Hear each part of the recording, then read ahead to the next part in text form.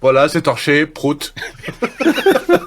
Mais non, mais là, il y a du générique et tout ça, il faut Ouais, pas... ouais. Vous voulez que je la refasse? Refais-la. Je la refais une fois, ok. Avec un peu d'énergie. 3, 2, 1... Cette semaine dans Silicon Carnet, bienvenue pour un nouvel épisode. Et j'ai non, c'est nul ça. Oh, allez, putain. 3, 2... Tu veux qu'on le fasse, nous, cette semaine? Ouais, faites-le, allez-y.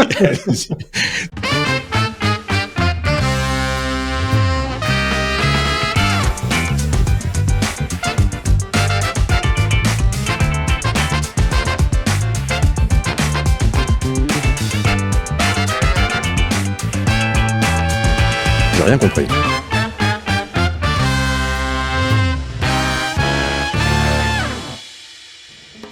Cette semaine dans Silicon Carnet, je vous demande d'accueillir Don Rodrigo Sepulveda, qui est avec nous en direct de Paris, Kevin Smoots en direct de Nantes, c'est notre petit beurre favori, et j'ai Pierre Gobil, comme souvent. Et le professeur est avec nous cette semaine. Je vous demande de l'accueillir, le professeur. El Professor, Causa del Papel, jetzt Himmel das Money. Wenn bist du schon, jage das Mullah, es duftet nach Honey. Bon, cette semaine, on va parler de l'affaire Jean de la Rochebrochard contre Pia Diribarne.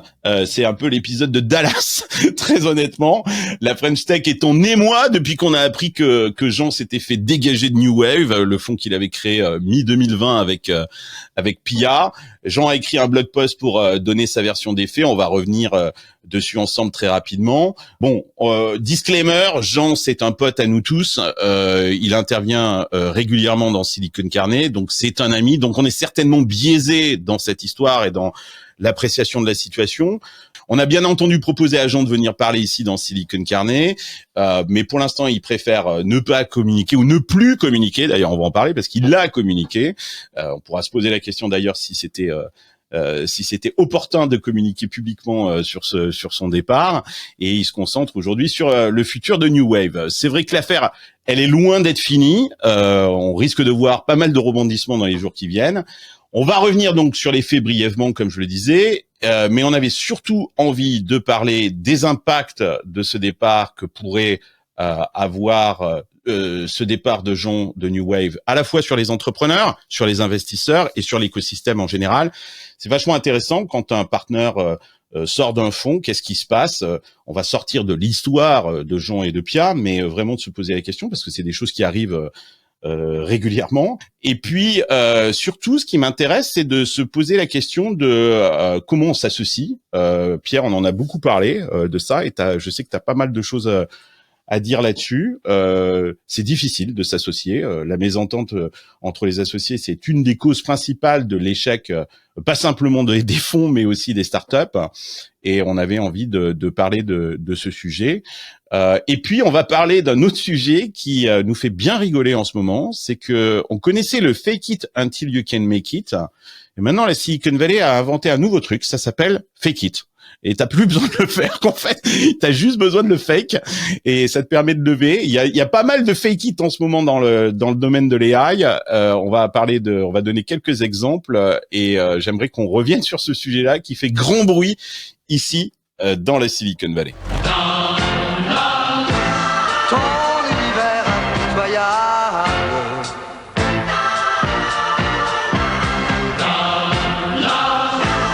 Glorifie la loi du plus fort. Donc Jean a annoncé cette semaine sur son blog qu'il avait été révoqué de son poste de directeur général par Pia Diribarne, avec qui il avait cofondé New Wave en 2020. On se faisait la blague, mais c'était le premier fonds à particules, hein, en fait, hein, Jean de la Rochebrochard et Pia Diribarne. Donc on a fait nos recherches généalogiques, et Rodrigo, tu me disais qu'ils étaient cousins au 10e degré, c'est ça qu'en fait, ça remonte à 1614. Ils sont cousins par plein d'endroits, mais en effet, le plus proche, un ancêtre commun connu, c'était au 10e degré. Ouais. Voilà. Donc, je ne sais pas si c'était une raison de leur association. Je ne le pense pas, puisque 1614, on est sous Louis XIII. Bon, on rappelle que Jean est le patron de Kima Ventures. C'est le fonds d'amorçage de Xavier Niels, que Kima a investi massivement dans l'écosystème French Tech. Je crois qu'ils en sont à plus de 200 millions d'investis, plus de 1000 startups. Kima, ça fait 2-3 chèques par semaine, hein, donc c'est une machine. Et Jean a scalé la machine merveilleusement bien ces dernières années. Et on rappelle aussi que Xavier Niel était un des principaux investisseurs de New Wave, aux côtés d'autres investisseurs prestigieux comme Antoine Martin, Tony Fadell, Peter Fenton, etc., etc. Visiblement, les deux ne se sont pas entendus, hein, ce qui arrive assez souvent. Pia reproche à Jean de pas bosser, de la dénigrer, d'avoir sabordé aussi la levée du fonds 2. Ils étaient en pleine levée d'un fonds 2. Et de son côté, Jean, lui, il explique, sans rentrer dans les détails, hein, dans son blog, que sa relation avec Pia s'est détériorée et qu'en gros, il préférait de se retirer du projet New Wave pour se concentrer sur Kima Venture, ce qui, bien évidemment, mettait en péril la levée de fonds de New Wave qui était en cours. Et c'est là que finalement les choses ne se sont pas passées comme prévu et qu'ils ne sont pas arrivés à trouver un accord ensemble. Et que Pia a décidé de révoquer, puisque c'était la présidente de New Wave, Jean, le 15 mars dernier. En tout cas, Jean a reçu énormément de soutien. Tout le monde y est allé de son petit cœur, hein, sur Twitter ou LinkedIn. C'est assez impressionnant. Kevin, Jean, c'est qui quoi en fait dans l'écosystème pour les entrepreneurs? Parce qu'on a vu énormément de réactions, essentiellement d'entrepreneurs. J'ai pas vu beaucoup de soutien d'autres partenaires de fonds quoi en fait pour Jean. Le gros des soutiens aujourd'hui, c'est des entrepreneurs qui soutiennent Jean. C'est qui Jean dans l'écosystème? Et ce qui représente pour beaucoup d'entrepreneurs, c'est le first check déjà. C'est avec Kima et avec Kima, c'était vraiment le premier qui prenait une décision couillue de mettre des fonds dans une boîte. Et du coup, j'avais fait un peu ma recherche parce qu'évidemment, nous, on le connaît, on a aussi l'image, etc. Je me suis dit, quels sont les faits, quelles sont les vraies actions, les faits d'armes derrière Jean qui l'ont mis à cette position-là. Et puis, j'étais un peu demandé derrière les petits cœurs, qu'est-ce qui se cachait.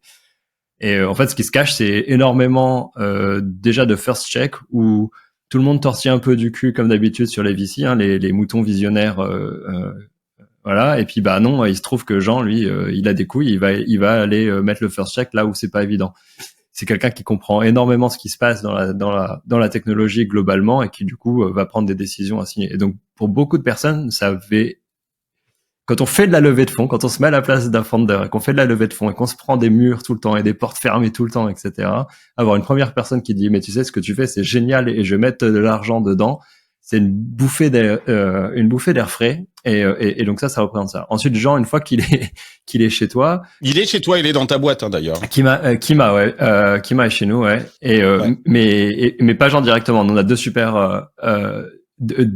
acolytes chez Kima qui sont Alexis et Jeanne, qui sont la relève et pour aussi voilà, Jean s'est créé des équipes incroyables quoi. Il y a pas trop de débat là-dessus.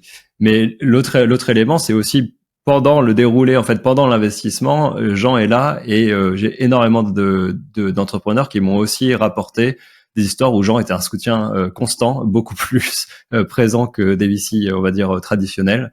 Pendant Covid, toutes les semaines, tous les jours au téléphone avec des founders pour essayer de maintenir le cap, de les aider aussi eux juste mentalement pendant cette période-là. Voilà, c'est quelqu'un qui partage beaucoup. Donc moi j'ai énormément d'histoires hyper concrètes sur pourquoi Jean était et au final arrivé sur ce piédestal. Donc voilà, c'est quelqu'un, on l'a vu à travers les cœurs bleus, c'est le Sam Altman français quoi. Mais bon, il y a beaucoup de personnes qui reconnaissent que dans l'écosystème, ils en seraient pas là sans ce first check, sans ce soutien. Attends, quand tu dis c'est le Sam Altman français, c'est intéressant ça. C'est tu penses à quoi? Au retour du Jedi de Sam Altman, c'est-à-dire que cette histoire n'est pas terminée.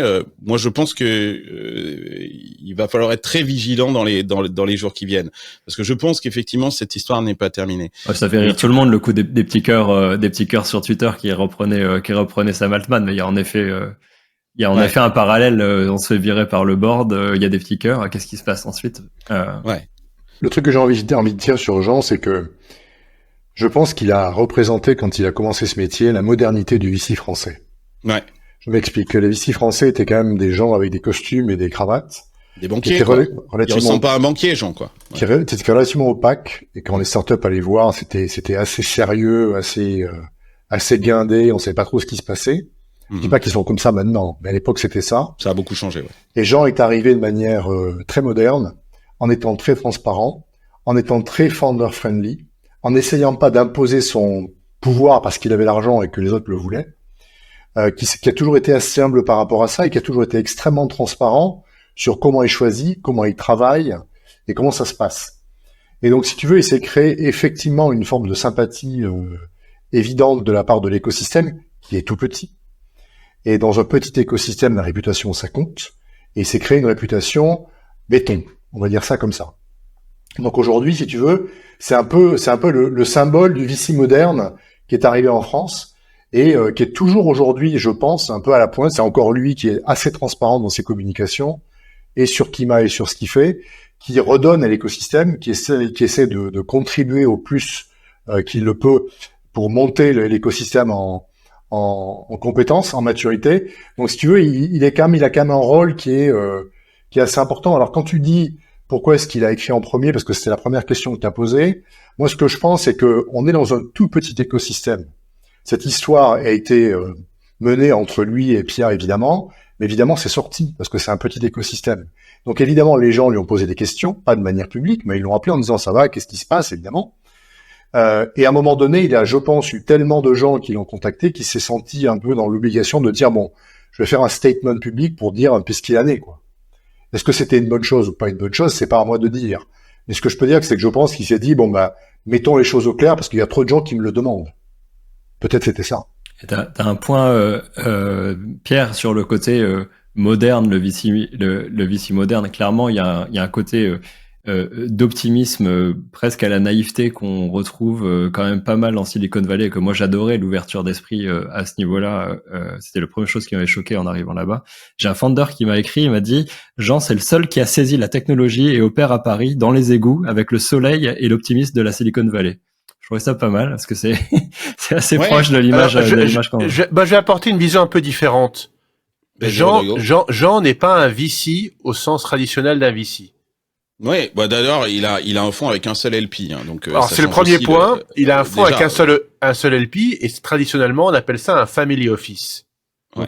Donc il a pas en plus avec ce LP d'objectif de ROI ou qu'on dit dans notre jargon de TVPI, de DPI, c'est-à-dire de valeur. Si quand même. Je pense que si. Xavier, il le fait bien évidemment pour supporter l'écosystème, mais c'est pas un philanthrope hein, non plus. Hein. Si. Xavier Noël, parce qu'effectivement, c'est pas Xavier Niel, c'est le Père Noël de la French Tech française, mais il est pas là non plus pour faire tourner les ventilateurs et enfiler les perles, hein, le Père Xavier. Hein. En fait, si vous lisez un des posts qu'a fait Jean il y a 2 ans, ce qui le surprenait lui-même, c'est que Xavier lui demande pas. Alors moi j'ai vu Jean l'autre jour à un événement de l'industrie, et en effet de l'an dernier, ils ont récupéré plus d'argent de ce qu'il avait investi. Donc tant mieux pour lui, mais c'est pas sa priorité. Sa première priorité, c'est de soutenir l'écosystème et de financer des gens que les autres ne financeraient pas. Deuxième caractéristique de Jean, il a fait, ou en tout cas, il gère 1300 sociétés aujourd'hui. Moi, j'en connais qu'un seul autre comme ça. C'est Fabrice Grinda qui a fait plus de 1000 sociétés. Mais un VC normal sur un fonds va gérer environ 20 sociétés. Un fonds, période d'investissement, c'est 4 ans. Donc, si on fait 5 fonds sur 20 ans, on a géré à peu près 100 boîtes. Lui, il en gère 1300. Donc déjà, c'est pas un type normal qui opère comme les autres. Il opère en early stage et il fait un chèque standard. Alors, c'est ce que disait leur site web. Je n'ai pas vérifié récemment. C'est 150K et puis c'est tout. Ils remettent pas. Alors, on sait qu'ils remettent de temps en temps. Parfois, il faut un peu plus. Mais c'est standardisé. Personne d'autre ne Il a scalé le machin. Il a un modèle standardisé qui lui permet de scaler le truc, quoi, effectivement. Donc, il fait 2 deals par semaine. Donc, 100 deals par an. Alors, moi, ce qui m'étonne, c'est qu'une fois, j'avais un deal qui m'arrivait. Vous avez Kima là sur la Captable. Je croise Jean, je sais pas où. Je dis, qu'est-ce que t'en penses? Il se souvient. Ça, c'est ce qui m'a toujours étonné chez lui. De chacun des deals et surtout de la thèse d'investissement, c'est pourquoi il a fait le deal. Là, vous savez, il y a des gens qui font des coups de cœur, tiens, je mets un ticket là, c'est un pote, ou c'est marrant, ou c'est à la mode. Non, lui, il fait une thèse, vous savez, il fait une lettre, une page A4 sur chacun des deals qu'il envoie à Xavier Niel, qui valide ou pas. Donc, en général, il dit oui. Ça s'appelle un feu vert. Donc, c'est vraiment différent. Voilà. Donc ça c'est Jean. Donc c'est pas un VC normal. C'est un mec early stage family office qui voit plein de deals dont il se souvient de tout et qui fait un investissement standardisé. Et ce que tu dis est vachement important parce que derrière Jean, il faut comprendre en fait l'enjeu que Jean représente aussi pour l'écosystème par rapport à justement ce modèle-là que personne d'autre aujourd'hui n'a été capable de répliquer à cette échelle-là en tout cas. Moi, j'ai appelé Jean, pour moi, c'est le péage de Saint-Arnoux pour les startups. C'est-à-dire que si t'as pas Jean dès le départ en fait dans ta cap table, et d'ailleurs il y a plein d'autres fonds derrière qui posent la question, qui disent t'as ton ticket du péage de Saint-Arnoux là parce que ça veut dire quelque chose. Il a une énorme responsabilité, Jean. Il le sait. On en a parlé souvent. Qui sait que sa décision, elle a, c'est du signaling aussi quoi en fait pour les entrepreneurs. Je vais soutenir il également a ce ticket là quoi en fait quoi. Ce qu'il disait le petit Lu tout à l'heure.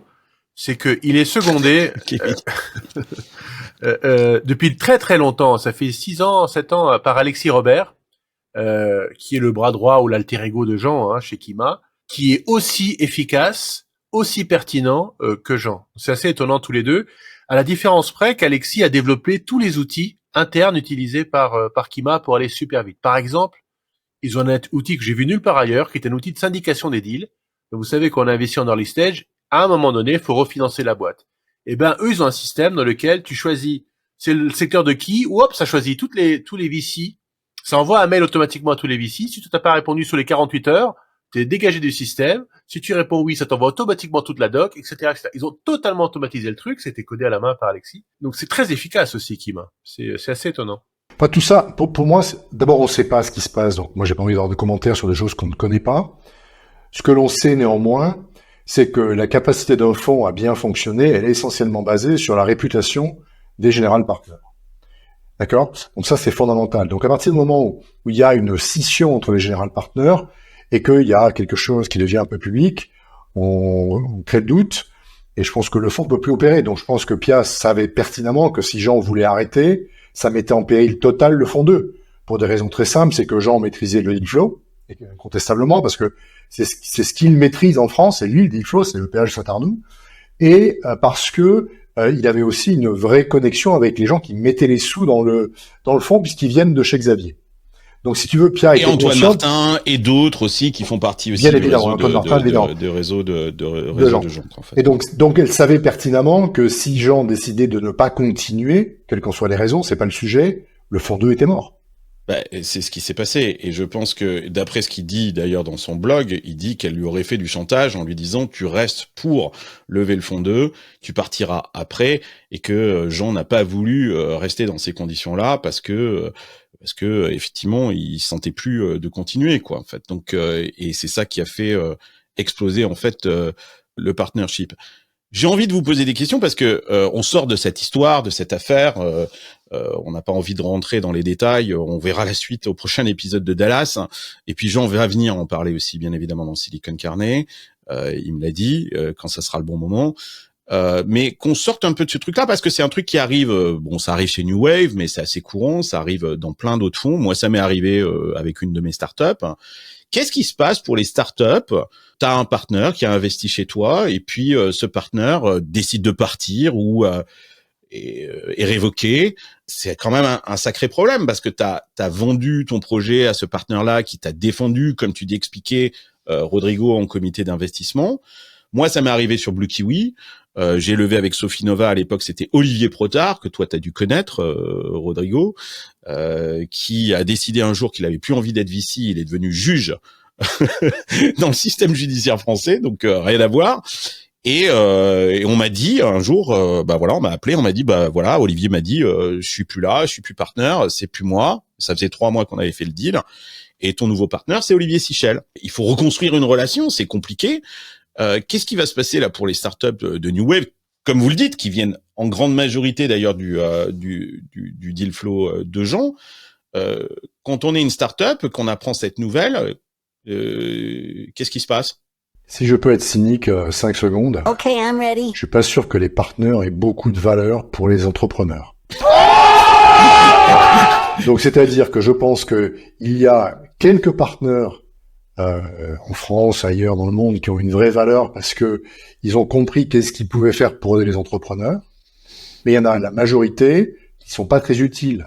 La vraie aide qu'ils ont amenée, c'est l'argent qu'ils ont mis dans la boîte. Et après, ça a été plus soit des gens pas très utiles, soit des parasites, quasiment toxiques. Donc pour moi, le départ d'un partenaire, ça peut aussi être une bonne nouvelle. Peut-être que tu vas retrouver quelqu'un qui va t'amener un nouveau souffle et quelque chose d'intéressant. Ça peut aussi être l'avenue d'un nuisible. Donc c'est compliqué évidemment à gérer, mais je dirais qu'en règle générale, les partenaires, ils n'ont pas énormément d'influence sur la trajectoire de la startup. C'est un peu cynique ce que je dis, mais c'est ce que je pense. Kevin, j'ai pas te posé la question, est-ce que les partenaires de tes fonds ont une influence positive? Et tu vas me répondre bien évidemment que oui, quoi, en fait, mais c'est pas une réaction par rapport à ça. Tu t'imagines, toi, que tu perds les partenaires avec lesquels tu as levé de l'argent, tu vivrais ça comment? On a pris la décision essentiellement là-dessus, c'est-à-dire qu'on avait des partenaires hyper engagés, hyper moteurs, et donc les fonds qu'on a choisis pour notre levée de fonds étaient un impact direct de l'engagement de ces personnes. Donc évidemment, ce serait con de perdre ce dynamisme. Par contre, d'expérience à travers pas forcément la mienne, mais des expériences vécues et rapportées.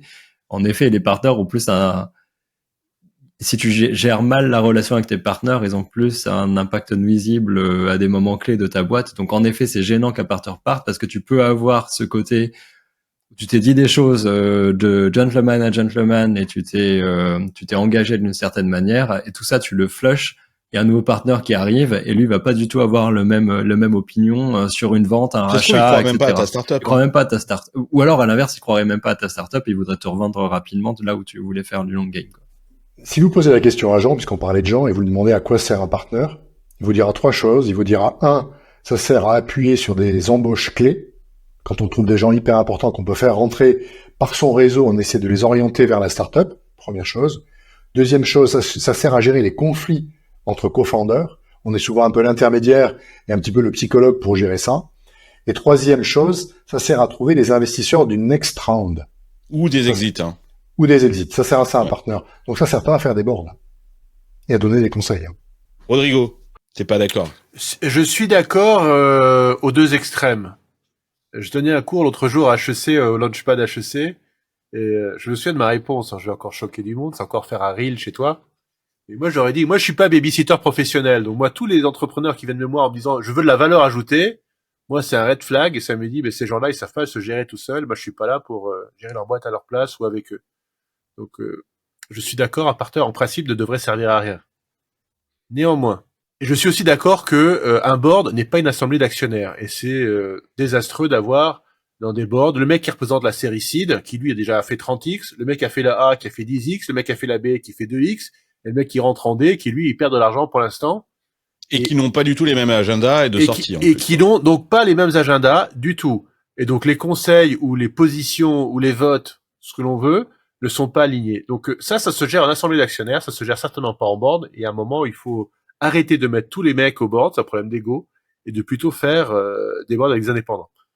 En ce sens-là, je rejoins Pierre en disant, faut pas le faire. Néanmoins, un partenaire qui a vu, j'ai vu 15 000 dossiers qui m'ont été présentés, j'ai dû voir en pitch face à face plus de 1000 entrepreneurs, parce qu'on voit pas tout le monde, on lit les decks, mais on voit pas tout le monde, gérer une 50aine de boîtes, t'as des réflexes qui sortent. Tu vois des choses que d'autres ne voient pas aussi vite. Et là, je pense que le retour d'expérience de quelqu'un qui est dans le métier depuis longtemps, qui a géré des boîtes, qui a vu des hauts et des bas, il va détecter, muscle memory, des problèmes où il faut appuyer. Je vous donnerai une boîte. Les signaux faibles. Les signaux faibles en disant, tiens, il faut qu'on fasse quelque chose. Moi, j'avais une de mes boîtes, par exemple, où on était sous représenté en tech. C'était une grosse boîte. On tradait avec un multiple d'industrie et pas du tout avec un multiple de tech. Et donc, quand j'ai ramené ça au board, on a racheté 2 boîtes de tech pour staffer, si tu veux, de manière très très concrète, en plusieurs centaines de personnes supplémentaires en tech. Voilà, un exemple. Donc ça sert à ça, un partenaire, c'est de rapporter des problèmes. Je peux continuer à être cynique? Vas-y, Pierre. Pour moi, c'est soit l'équipe qui gère la boîte est une équipe de qualité et tout se passera bien, soit ils sont pas bons, et quelle que soit la qualité du partenaire, ça se passera mal. Donc, pour moi, le partenaire, c'est très intéressant au début, c'est surtout un apport financier. C'est les 3 raisons qu'a donné Jean, je suis assez d'accord avec ça. Mais après, son impact, il est très limité. Et plus l'entreprise évolue, plus l'entreprise prend de l'épaisseur, et plus le partenaire est décorrélé et déconnecté de l'entreprise, et moins ce qu'il a à dire est pertinent. Donc pour moi, c'est soit on a choisi la bonne équipe au départ, c'est pour ça on dit toujours le VC c'est un VC d'humain, c'est choisir des équipes. Soit on a choisi la bonne équipe et on prie pour que ça se passe bien, soit on n'a pas choisi la bonne équipe et on change, on fait autre chose, ça marchera pas. Ce que tu dis là, Pierre, ça veut dire encore, c'est pire, c'est effectivement très cynique, c'est-à-dire que et effectivement, je fais à peu près le même constat. On a investi ensemble, Pierre, dans 57 startups à travers The Refiners. J'en ai fait 50 de plus avec Diaspora. Et je pense exactement la même chose. C'est soit tu as une bonne équipe, et de toute façon, moi j'ai cette image souvent du directeur sportif pendant le Tour de France. C'est-à-dire que en tant qu'investisseur, je suis ce directeur sportif confortablement installé dans ma berline, avec la clim, la musique, et puis des invités dans ma bagnole, quoi, en fait, et je monte à hauteur du petit mec qui est en train de monter le Mont Ventoux sur son petit vélo, quoi, en fait. Je baisse ma fenêtre et je lui dis allez, vas-y Coco, pédale. L'autre derrière, il est à 2 minutes, il faut que tu fonces, et je lui donne de l'information et je lui tends un balisto, une banane, quoi. Tu butes. Ouais, Gérard. Ouais, du Ricard, Gérard. Ouais, Gérard. Ouais, Gérard. Gérard, comment t'es venu la vocation de cycliste? Connerie, merde. Et ce qui est formidable, c'est que le mec, à la fin, gagne la course. Et qu'est-ce qu'il dit aux journalistes? Il dit, je n'aurais jamais pu gagner sans mon directeur sportif. Et on le voit souvent, mais la vérité, c'est que soit t'as un mec qui est bon sur son vélo et qui va se donner corps et âme pour monter la pente, et c'est très difficile. Et toi, tu lui as filé un balisto et t'as servi pas à grand-chose. Peut-être à l'encourager dans sa montée, mais bon, il faut être... les stars, c'est les entrepreneurs. Ou alors, t'as le mec qui dit, qui descend de son vélo et qui dit non mais j'y vais pas, j'en ai marre, etc. Et lui, de toute façon, rien que le fait qu'il mette le pied à terre fait que de toute façon, il a déjà perdu la course, quoi. Je vous propose de passer à un autre sujet parce que c'est vraiment aussi un corollaire de tout ce qu'on est en train de dire. C'est l'association entre quand on crée une start-up ou quand on crée un fonds. C'est très difficile. Moi, j'ai reçu plein de messages à l'issue de cette histoire-là, et on sait, parce que Pierre, Rodrigo, on a investi dans des startups, que la mésentente entre les associés est une des causes principales. Je sais pas dans quelle position c'est, mais c'est assez haut, quoi, en fait, dans l'échec d'une startup.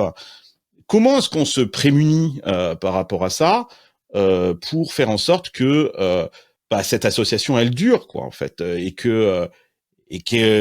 mais c'est pas facile, hein, parce que le projet change et qu'il y a plein de choses qui peuvent interférer finalement dans cette relation du début jusqu'à la fin de la start-up.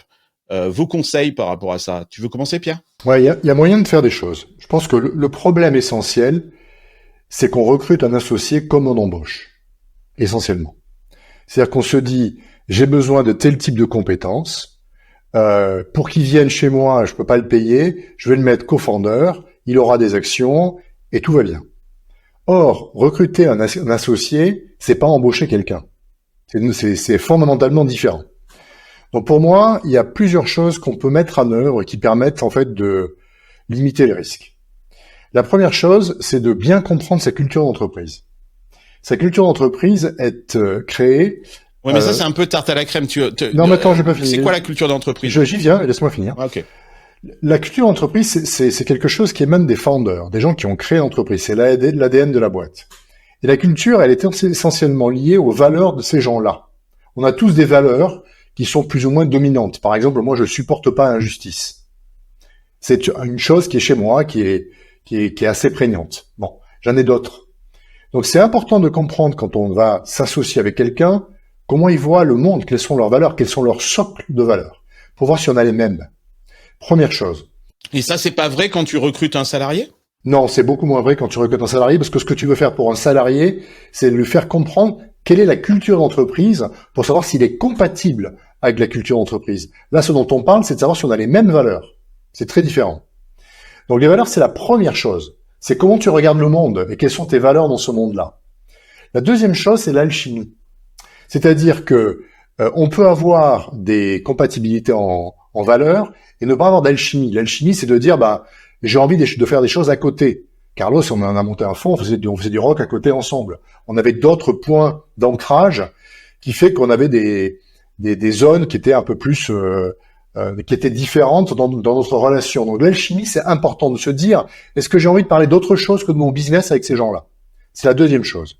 Et la troisième chose qui me paraît extrêmement importante, et qui est une chose qu'on fait très mal, c'est de s'assurer qu'il y a à tout moment un alignement entre les founders sur la stratégie de l'entreprise.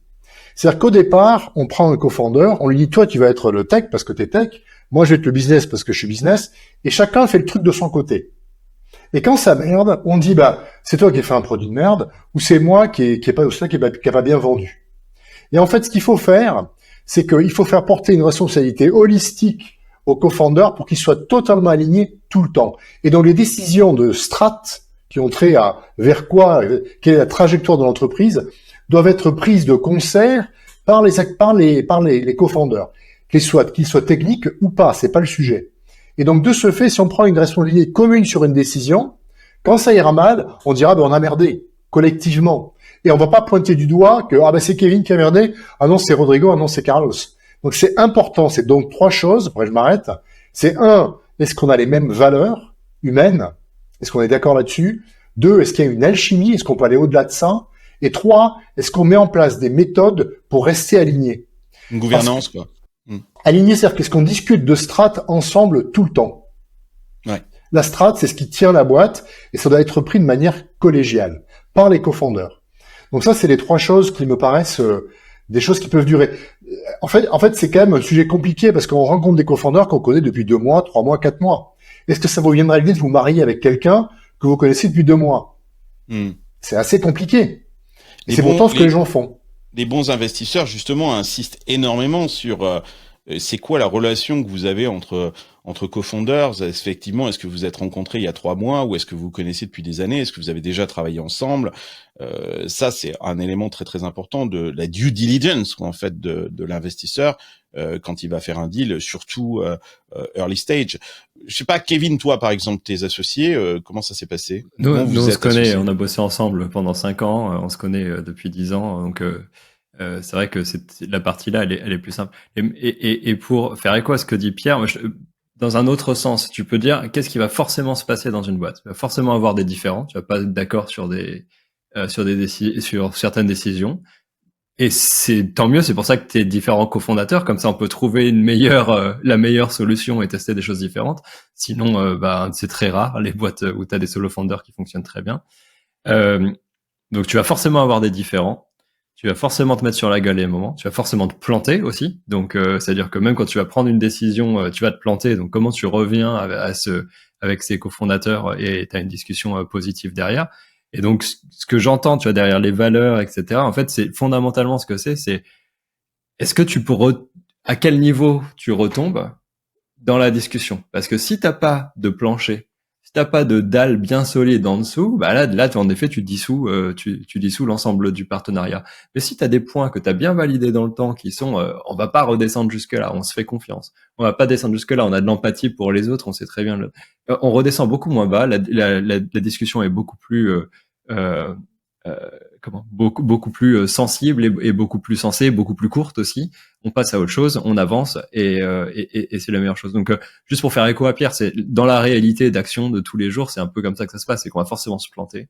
Il faut trouver une manière de passer au-delà de l'erreur qu'on a fait, de l'erreur qu'il a fait, de l'erreur que on passe à autre chose. Et dernier point que je voudrais rajouter, c'est qu'il faut savoir se séparer aussi. C'est-à-dire qu'il faut faire un founder investing. Ça, personne ne le fait, c'est une erreur.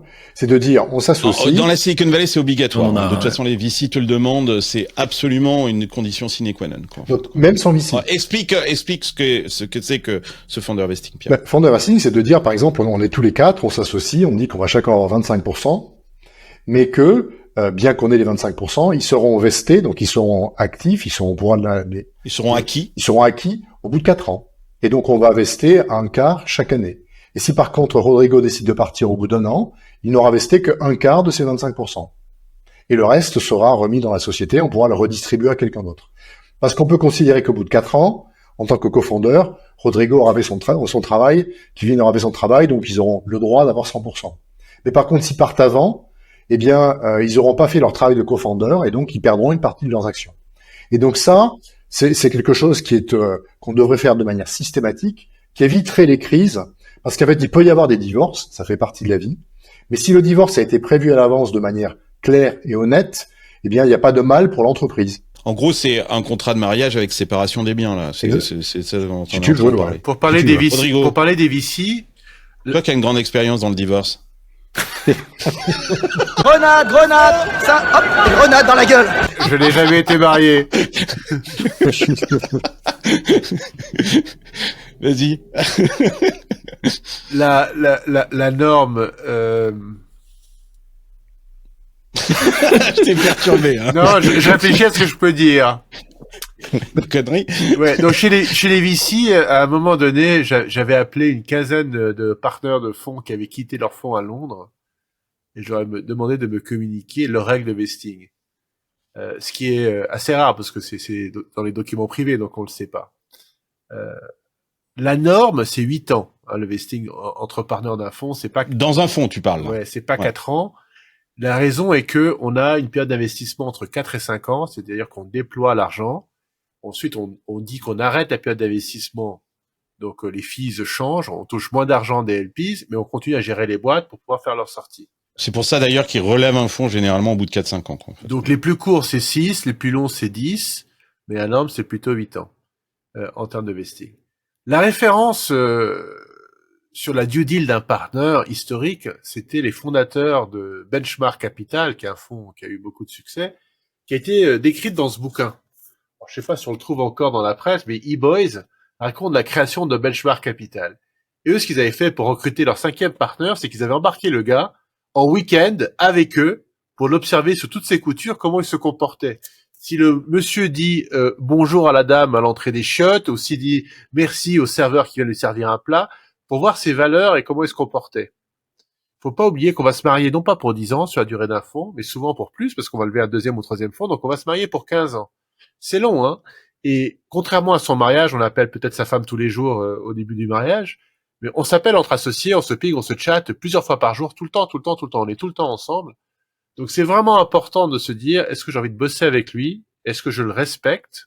Et pour ajouter à tous les points qu'a dit le professeur, j'en rajouterai 3. Il faut qu'on soit extrêmement clair sur la répartition des rôles. Lui, il fait ça, et lui, il fait ça. Parce que les partenaires ne sont pas obligés de faire la même chose. Il faudrait qu'ils se spécialisent sur cela où ils sont bons, ou là où ça a fait une contribution à l'équipe. Moi, je disais souvent, les partenaires d'un fonds, c'est comme un commando dans les films d'Oliver Stone au Vietnam. Ils savent tous tirer sur un fusil, mais il y en a un qui est spécialiste de la cuisine, un spécialiste des pansements et un spécialiste de la radio. Donc, il faudrait savoir très bien qui fait quoi. La corollaire, c'est qu'on doit savoir très bien comment chacun est payé et quelles sont les clés de rémunération. Alors, dans les équipes distribuées, c'est encore plus vrai. Il y a des régimes fiscaux différents, des régimes personnels différents. Donc, que ce soit très transparent de comment chacun est rémunéré pour son travail. Et si quelqu'un travaille moins ou plus, ça peut être décidé comme ça, que ce soit extrêmement clair. Ce qui entraîne la 3e, c'est qu'une transparence entre associés, en tout cas dans un fonds, de qui a fait quoi, pour qu'au moins tout le monde sache et qu'il n'y ait pas de bad blood, comme on dit, qu'il n'y ait pas de ressentiment entre les associés. Ce que vous dites est super intéressant, mais dans la réalité, souvent au départ d'une startup, on dit bah voilà, imaginons qu'on crée une startup tous les 4 ensemble, ce qui peut être d'ailleurs une pas mauvaise idée, et qu'on se dise bah 25, 25, 25, 25, c'est souvent les clés de répartition qu'on voit chez les founders au départ. Est-ce que ça c'est la bonne clé de répartition, ou est-ce que justement il y a de meilleures clés de répartition à trouver? Et ça c'est une vraie question, je vous la pose parce que si vous avez des réponses par rapport à ça, c'est vachement intéressant parce que je sais que les founders ils se disent ouais mais c'était mon idée. Tu vois, c'est moi qui ai amené l'idée au départ. Ça vaut quoi une idée quoi en fait? Oui, mais moi je suis le CTO, c'est-à-dire que sans la techno, ton idée c'est que dalle. Et donc souvent on les voit dire bon bah ok, on fait 25, 25, 25, 25. Et puis il y a aussi la question de la rémunération, c'est-à-dire de dire combien t'es payé, etc. Pourquoi toi tu serais, est-ce qu'on et donc ils finissent tous par dire bah on va tous se payer à peu près la même chose. Comment est-ce qu'on appréhende ces questions-là, qui sont des vraies questions qu'en fait chez les founders, on lance un projet, comment on fait, comment on répartit le capital? Alors, c'est quoi les meilleurs alors Carta a fait une statistique qui vient de sortir. S'il y a 3 cofondateurs, la stat, c'est que le premier a 47%, le deuxième 33% et le troisième 17%. Et ça va jusqu'à ce qu'il y ait 5 cofondateurs. Le premier à 35, le deuxième à 22, le troisième à 17, le quatrième à 12 et le dernier à 9. Mais c'est dans l'ordre d'arrivée, mais s'ils arrivent tous en même temps. C'est ça Maltman qui disait quand il était chez YC. Il disait c'est une mauvaise question parce que la réponse est évidente. Si on s'associe et que le projet est un projet tout neuf, on divise par le nombre d'associés. Vous êtes 2, 50-50. Point. Parce qu'on n'a rien exécuté, l'idée ne ça vaut rien, et que tout commence. Et que partir à un désavantage sur un truc qui vient juste de commencer n'a aucun sens. C'est créer du déséquilibre sur un truc qui est déjà instable. Totalement inutile. Si on commence à se marier en se disant le pognon que je gagne il est pour moi, il est pas pour toi, c'est mal barré. Hein. Donc c'est un partage. Donc ça doit être ça. Ça n'empêche pas qu'il faut un founder vesting pour ces raisons-là. Mais au départ, ça doit être parfaitement équitable. Et d'ailleurs, l'enjeu, c'est que tout le monde contribue à la même hauteur. À hauteur de ses skills et de ses capacités, évidemment. Ce qui est chaud, par contre, Pierre, là-dessus, c'est quand tu vois aujourd'hui, t'as des cas de plus en plus avec des founders à travers des différents endroits dans le monde et le coût d'opportunité est quand même très différent. Entre quelqu'un qui vit au Vietnam, un aux États-Unis, un en France, t'as 3 cofondateurs. Certes, dans le projet, ils s'engagent de la même manière, mais par exemple, on peut parler de l'absence de salaire du founder, qui est un sujet de moins en moins tabou, heureusement.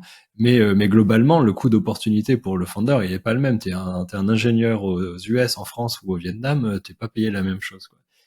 Il y a cet aspect-là qui rentre souvent. Je dis pas que c'est une bonne chose, mais dans les discussions avec les founders, il y a ce genre de challenge hyper réaliste, quoi, du coût de la vie et de ce que je dois mettre sur la table. Tu mélanges l'equity et tu mélanges le salaire. C'est-à-dire qu'on peut tout à fait imaginer que parce que Carlos vit à San Francisco, il sera plus payé que Kevin qui vit à Nantes, parce que le coût de la vie n'est pas le même. Pour qu'il puisse juste vivre normalement et que Kevin puisse vivre normalement. Mais d'un point de vue equity, pour moi, c'est du 50-50. D'accord. Mais je pense que ça, c'est une très bonne grille, effectivement, à utiliser. C'est le salaire, il est là pour payer les factures. C'est-à-dire que il faut que tu payes tes factures, parce que sinon, tu peux pas travailler correctement si tu te dis, ok, tu vas pas être investi pleinement dans ta startup si tu te dis, mais je sais pas comment je vais payer mon loyer à la fin du mois. Donc, je pense que c'est important que le salaire paye tes factures. Et effectivement, tes factures ne sont pas les mêmes si tu vis au Vietnam, à Nantes ou à San Francisco. Et ça, c'est plutôt facile. C'est-à-dire que tu discloses et tu es très transparent avec tes associés. Voilà mes factures. J'ai ces factures de loyer, j'ai ces factures de machin, tout ça, ça c'est mon train de vie, c'est autre chose qu'en fait, et on fait en sorte que chacun puisse payer ses factures. Mais c'est pas si simple que ça non plus, parce que tout d'un coup, t'as un mec qui va te dire, ouais, moi je veux bien aller vivre à San Francisco, quoi, en fait, quoi. Sauf qu'il y a aucun intérêt pour lui d'être à San Francisco. Et tu vois, c'est ces genres de questions-là. Plus simple, tu as 3 gosses, moi j'en ai pas, donc toi t'as plus de frais, donc t'as besoin de plus de salaire, mais c'est ton problème, c'est pas le mien. Donc, il y a des distorsions. Je vous donnerai un dernier détail, c'est qu'en France, le mandataire social n'a pas droit au chômage. Alors que son associé, alors que son associé est salarié de la boîte. Donc, si la boîte se plante, ce qui arrive, en principe, 6 ou 7 fois sur 10. Donc, 95% des cas, oui, il y en a un qui est protégé et l'autre qui l'est pas du tout. Donc, il y a une distorsion de salaire ça aussi, c'est un autre élément à prendre en compte. Doit être prise en compte. Dans la rémunération. Absolument.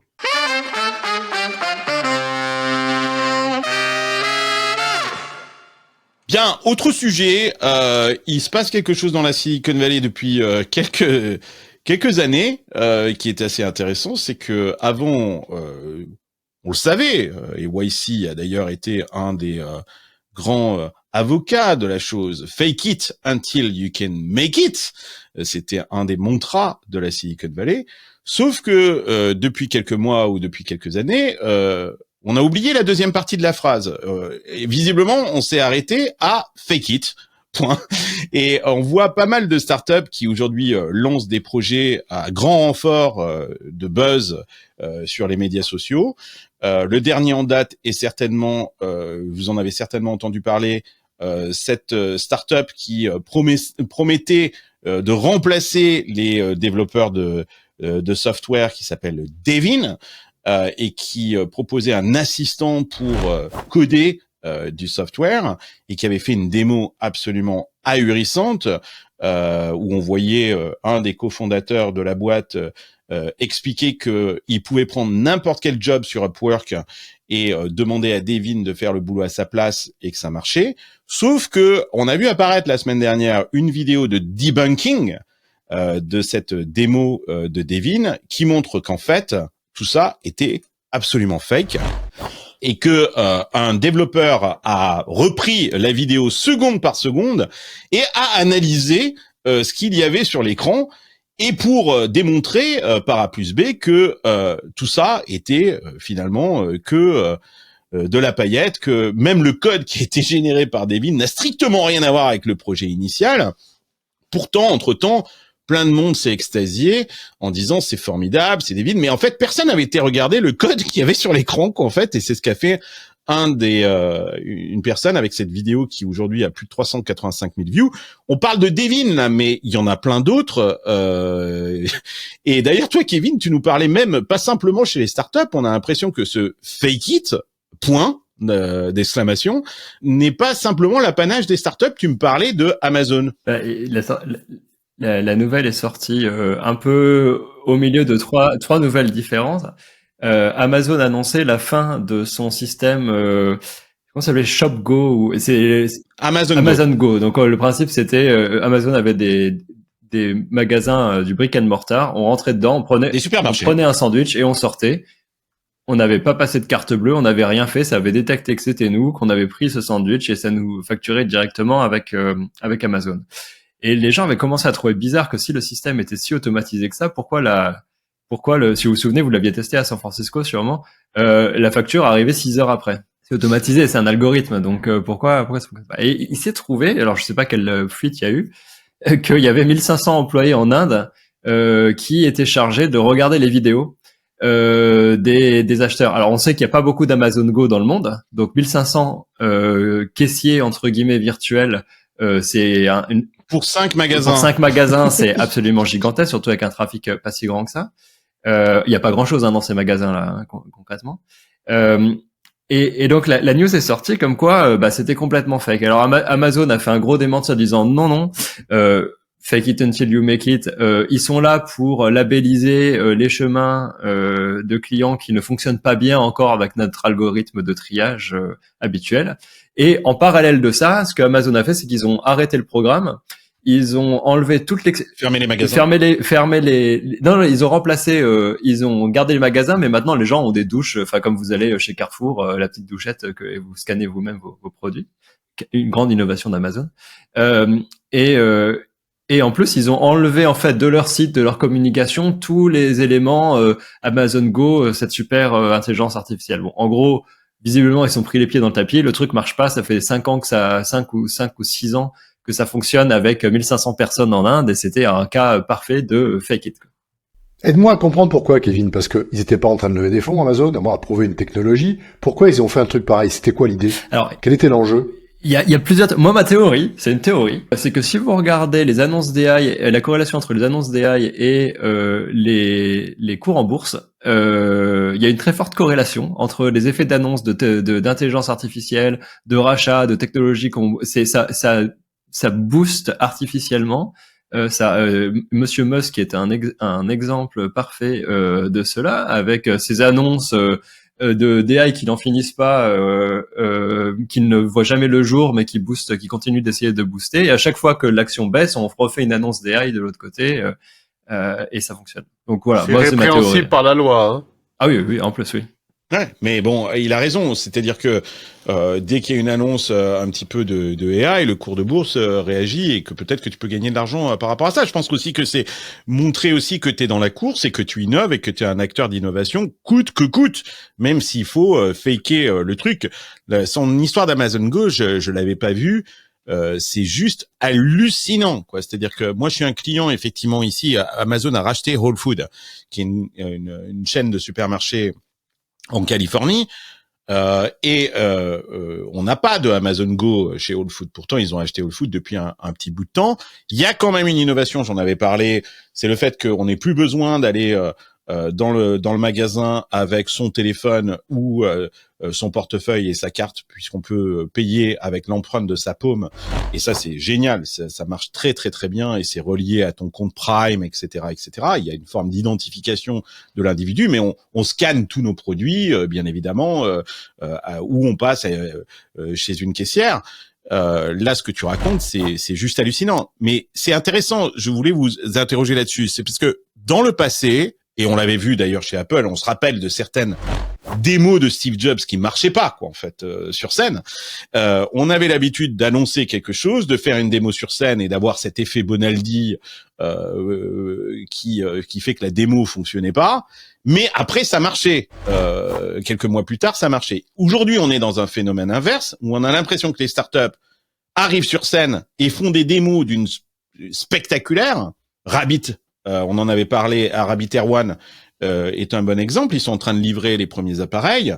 Là, c'est plus la même chanson. Mais entre-temps, ce buzz qui a été créé leur a permis de lever des fonds. Avant, on levait des fonds, on faisait une démo qui marchait pas, et on faisait en sorte que ça marche plus tard, quoi, en fait.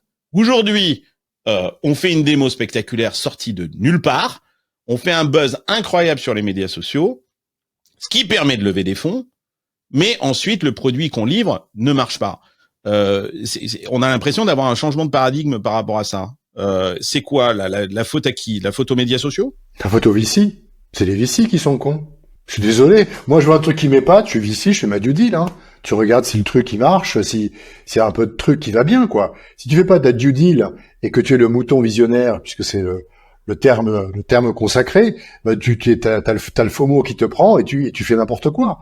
Le premier job d'un VC quand on est lead sur un projet, c'est quand même de se poser la question, est-ce qu'il y a un espoir que ça marche, quoi, tu vois? Du cochon, quoi. Exactement. Ouais. Donc c'est les VC qui sont coupables. Tant que les VC feront des chèques sur des trucs comme ça, les gens continueront à faire n'importe quoi.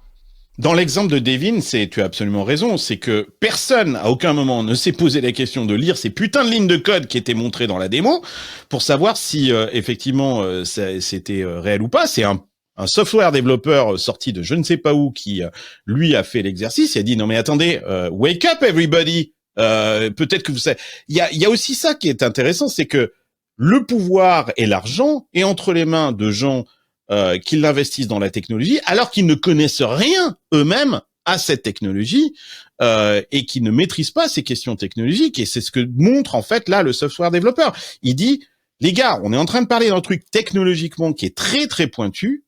Ok, l'opinion sur une startup se fait par le grand public qui lui n'a aucune expertise technologique et qui pourtant fait la pluie et le beau temps sur une startup. C'est que les VC se posent pas la bonne question. Rappelle-toi qu'on a investi 400 millions dans un machin qui pressait des oranges. Ah donc, oui, donc ouais, exactement. Ouais. Donc si tu veux, c'est le même truc. À part que c'est plus facile à faire la due deal sur le presse orange, mais on l'a pas fait non plus. Moi j'ai plein de commentaires là-dessus et je crois que tu as raison, le professeur. Mais il y a VC et VC. Il y a des gens qui savent ce que c'est que investir et c'est des pros. Et il y a des gens qui arrivent sur le marché qui s'en vont. Et pas forcément des petits. On a vu entre 2001 et 2002 des gros fonds, des hedge funds, des gros PI, des corporates qui sont arrivés, qui ont tiré des corporate ventures, ouais. et qui ont tiré les valos vers le haut, qui ont disparu du marché en 23. Nombre de transactions divisé par 2, montant total d'argent investi divisé par 2, parce qu'ils sont repartis, ce qu'ils savent pas faire. La même chose étant en bas de gamme, le VC Lab de la Silicon Valley a fait passer 450 à peu près New Emerging Managers qui font des fonds entre 5 et 15 millions. Ils savent pas ce qu'ils font non plus, certains peut-être. Donc il y a VC et VC, n'est-ce pas? Après, c'est pas nouveau. HoloLens, ils avaient fait cette magnifique vidéo sur de réalité augmentée. Ils avaient levé plus d'1 milliard et ça n'a rien donné. Et l'effet Bonaldi que je préfère entre tous, c'est la vitre incassable du Cybertruck de Elon Musk qui dit regardez, ça se casse pas. Et la vitre, ouais, mais là, la vitre s'est brisée. Là, on était dans le modèle précédent. C'est Steve Jobs qui essaye de faire une démo avec l'iPhone et qu'en fait ça marche pas. Et là, c'est pareil avec le Cybertruck, mais je suis certain qu'ils ont. Steve Jobs, il faisait 3 ou 4 répétitions, tout était doublé. Enfin, c'était incroyable. Et si vous avez vu la vidéo de Jensen Huang, et ça marchait quand même pas. Et il y a des fois, ça marchait pas. C'était marrant, pardon. C'était Jensen Huang l'autre jour dans son keynote de 2 heures de Nvidia, qui dit putain, on aurait peut-être dû répéter quand ça marchait pas. C'était drôle. Ouais. Mais il y a un truc à comprendre qui est quand même. En fait, les VC sont plus devenus VC. C'est-à-dire, je m'explique. Le principe de l'investisseur, c'est de dire, je mets de l'argent pour dérisquer quelque chose. Et ensuite, il y a un autre investisseur qui va arriver, qui va mettre de l'argent en plus pour dérisquer autre chose. Et petit à petit, on dérisque pour arriver au produit final. Magic Leap que tu citais, c'est pas HoloLens, je pense que tu pensais à Magic Leap. Oui, t'as raison, pardon, Floride, oui. Ce qui s'est passé, c'est qu'en fait, on n'a pas fait cette étape-là, qui est de dire j'investis 2 millions, puis j'investis 10 millions, puis j'investis 30 millions. On a investi 1 milliard. On a investi 1 milliard d'un coup. Upfront. Et donc, on s'est dit, en fait, on va pas passer par ces niveaux de dérisking, on va faire 1 milliard d'un coup. Mais ça ne marche pas. L'entrepreneur a besoin d'être contraint parce qu'une fois qu'il a 1 milliard, il sait plus quoi en faire. Par contre, s'il a que 2 millions et qu'on lui a dit, il faut que tu dérisques ça, il va le faire. Après, si tu n'as que 10 millions, il faut que tu dérisques ça, il va le faire. Donc, les étapes de dérisking sont absolument essentielles dans la construction d'une technologie. Et le jour où on te donne 400 millions ou 1 milliard, tu fais n'importe quoi. Donc, toutes ces boîtes qui ont fait des machins à la con, là, et qui ont levé 400 millions, ils se sont retrouvés avec 400 millions, ils étaient perdus. Donc, c'est les VC qui décollent, c'est pas les... Tu as 100% raison, mais c'est pas que la techno, hein. C'est jusqu'à la série A. Ensuite, tu dérisques le marché, tu dérisques le produit, le Bien marché. sûr, t'as raison, et la construction du portefeuille, etc. Il y a une table de dérisking. Le scaling et compagnie. Absolument, tout à fait. On est d'accord. Ce qui est, là où je veux rebondir, et je te laisse la parole ensuite, Kevin, sur ce que vient de dire Pierre, qui est très intéressant, c'est que effectivement, quand tu lèves upfront, on parlait dans les coulisses tout à l'heure de Mistral, qui visiblement va lever à une valorisation de 5 milliards. Mais quand tu as une valorisation de 5 milliards, tu as intérêt de faire des démos à la hauteur de 5 milliards.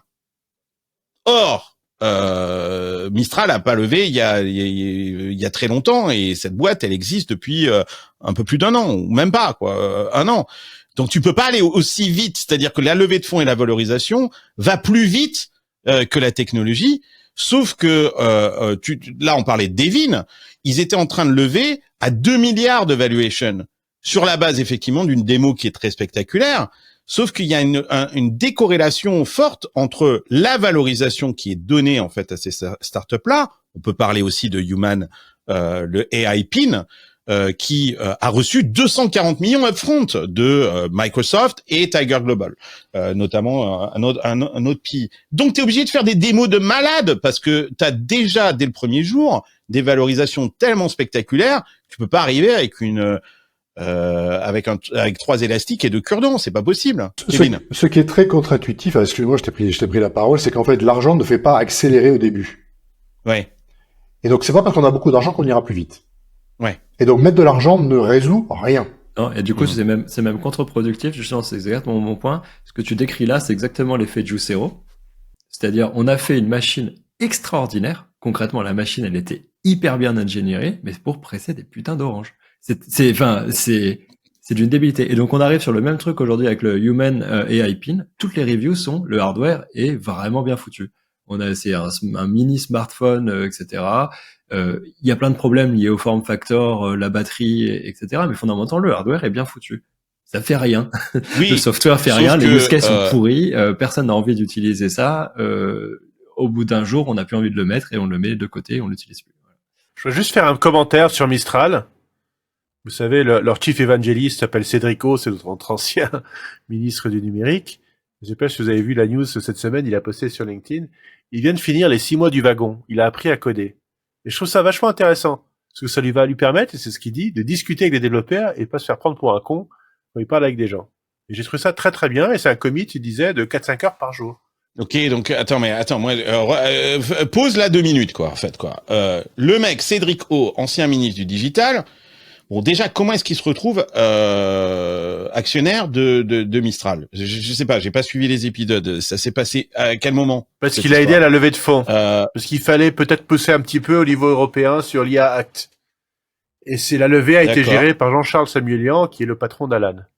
Donc ils étaient à 2 à lever de l'argent. Donc il a pris un peu d'action. Il a pris un peu d'action, et donc il a investi un petit peu d'argent, il paraît moins de 200 €, et il a vendu 1 million, au moins, semble-t-il, si j'ai la presse, lors de la première levée. Ok. Bon, comme quoi il y a une vie après ministre. C'est ça. Ce que je trouve très bien, c'est que se disent, je viens de là-haut, et en fait je me dis, je vais me mettre au wagon, je vais apprendre à coder comme un dev de base. C'est-à-dire qu'il augmente ses skills, à ce que se disait le professeur tout à l'heure. C'est qu'il y a plein de gens qui savent pas ce qu'ils font et ils apprennent rien. Bah, il y a un mec qui s'est dit, tiens, je vais apprendre à faire. Moi, je trouve ça très bien.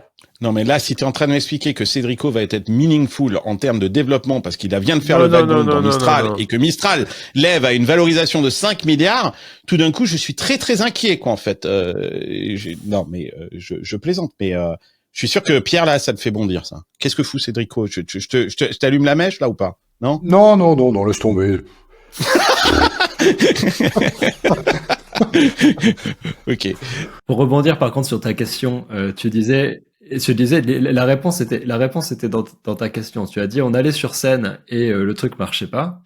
En fait, c'est ça, il n'y a plus de scène. Aujourd'hui, la scène, elle est virtuelle. Donc, on peut faire de l'edit, on peut faire du fake, on peut ne rien montrer, on peut faire une annonce de presse, etc. Ensuite, ce qu'on va compter, c'est les likes, les reviews, les pré-orders, les stars sur GitHub. Ça, c'est le nouveau truc. Mistral est dedans aussi. C'est incroyable le nombre de stars qu'on a sur GitHub, etc. C'est une stat qui est vraiment assez bizarre, au final, fondamentalement. Et voilà, on est sur un espace virtuel. Donc on peut faire ce qu'on veut. Avant, on était sur scène, dans du physique, il fallait faire la démo filmée en live et c'était la presse qui regardait ça en direct. Et tu pouvais te prendre des tomates pourries dans la gueule si ça marchait pas. La blague de Steve Jobs qui passait pas, il y avait un blanc dans la salle, quoi. Voilà.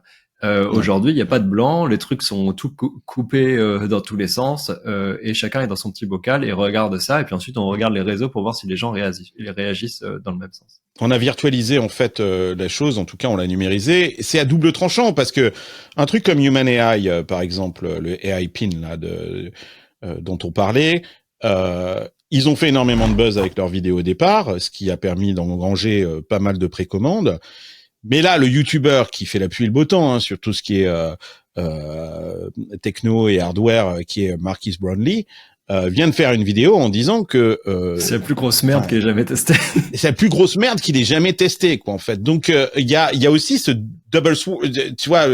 ce double tranchant qui est hyper dangereux. Moi, je me mets à la place des entrepreneurs aujourd'hui. T'es obligé de faire du buzz, mais en même temps, si tu fais une erreur, t'es absolument assassiné dans la minute qui suit, quoi. Et en quelques secondes, tu vas avoir des influenceurs là, il a détruit la boîte. En fait, il a 18 millions de followers, Marcus Brownlee. Une espèce d'écho chamber en plus dans un premier temps, parce que juste commenter la nouveauté, c'est une manière de faire du contenu facile. Donc quand tout le monde commente le TED Talk de Human où quelqu'un se projette avec un laser sur la main, il y a personne à ce moment-là qui dit c'est une interface de merde, pourquoi quitte à avoir ma main comme ça, pourquoi j'ai pas mon téléphone dans la main? Je veux dire, il y en a un écran ultra high résolution. Premier test de Marcus Brownlee, pourquoi je mets pas mon téléphone dans la main à cet endroit-là? Je veux dire, pourquoi je me fais chier avec une interface laser? Ça n'a aucun sens, à part essayer de me forcer un device sur la poitrine plutôt, alors que j'en ai un dans la poche. Et ça, le problème, c'est que dans un premier temps, vu que personne l'a eu dans la main, tout le monde est juste en train de commenter la nouveauté, pas en train de commenter le fait. Et c'est là, pareil, c'est exactement ce qui s'est passé, ce que tu disais avec Devin. Tout le monde commentait la nouveauté et on était déjà dans l'extrapolation de l'intelligence artificielle va tous nous remplacer, oh là là, faut faire un AI Act pour les développeurs, faut remonter le chômage pour les développeurs, etc. Et puis au final, quelqu'un a vraiment regardé, s'est dit mais en fait, le code qui est produit, c'est de la merde. Il fait écho à la loi d'Amara, Rodrigo, dont tu parlais, on est complètement dans cette loi d'Amara, c'est-à-dire qu'on veut voir un impact à court terme génialissime, et on sous-estime l'impact à long terme et on surestime l'impact à court terme. C'est toi qui nous as appris cette loi d'Amara dans Silicon Carnet, et je pense qu'on est exactement là-dessus. Pierre, tu voulais réagir? Moi, je veux simplement pour dire que je pense qu'on a oublié que pour faire un bon produit, il faut du temps. C'est tout bête. Il faut des clients aussi. Et qu'en fait, il faut du temps. Et qu'en fait, une technologie de qualité, ça se fait pas en 6 mois, ça se fait pas en 1 an, ça se fait pas en 2 ans. Et qu'en fait, on a oublié ça et on s'est dit, on met du pognon là-dedans, on met des super cerveaux, ça va aller vite. C'est une énorme erreur. Ça ne marche pas comme ça. Il faut du temps. Et c'est pour ça que se dire, en seed, on va pas avoir un produit, on va avoir un prototype, en pré-seed, un prototype. En seed, on aura un premier produit, mais pas tout à fait fini. C'est légitime, ça prend du temps. Et aujourd'hui, ce qu'on veut, c'est avoir des produits finis, géniaux, prêts à vendre avant la série A. On a pété un câble. Et surtout qu'en plus, si le fait de lever des fonds et de monter des boîtes repose essentiellement sur du buzz et la capacité à faire des choses flamboyantes sans qu'il y ait rien derrière, ça ouvre la porte à tous les truands, quoi. Ça, c'est clair. C'est-à-dire que si on met en place ce truc-là, et dans le Web3 et dans la blockchain, on l'a bien vu avec Bankman-Fried, quoi, on va avoir plein de truands parce qu'ils disent, c'est hyper facile, quoi, en fait. Il suffit de faire une démo, l'éditer, machin, etc., faire semblant, et puis, boum, on va récupérer tout un tas de pognon d'investisseurs qui, eux, sont drivés essentiellement par le fear of missing out. Mais on est en plein dedans. Bon, écoutez, c'était, comme à chaque fois, super intéressant. On souhaite bon courage à notre ami Jean, dont on a parlé en début d'émission. On espère que les choses vont se régler le plus rapidement possible et le plus calmement possible. On t'aime, Jean. Voilà, comme ça on pourra dire qu'on est biaisé, qu'en fait. Ouais. Je sens qu'on va nous dire aussi que c'est la bro culture, que c'est les mecs qui viennent aider les gens, etc. Et que on s'en fout. Voilà, et j'espère que à travers cette histoire-là, on a appris quelques trucs aussi. Merci Rodrigo de nous avoir apporté ta science sur le sujet de comment fonctionnent les fonds et expliquer que c'est quelque chose qui se passe pas simplement chez New Wave, mais qui est assez régulier dans plein de fonds. Bon, bah là, c'est public, donc du coup, on peut en parler, puisque maintenant, l'affaire est publique. Et puis, j'ai trouvé vachement intéressant la conversation aussi sur comment est-ce qu'on s'associe en tant que start-upper, parce que je sais qu'il y a plein de start-uppers qui se posent cette question-là, et c'est pas une question facile. En attendant la semaine prochaine, bon fake it, les entrepreneurs. Hasta luego, amigos. Bye bye.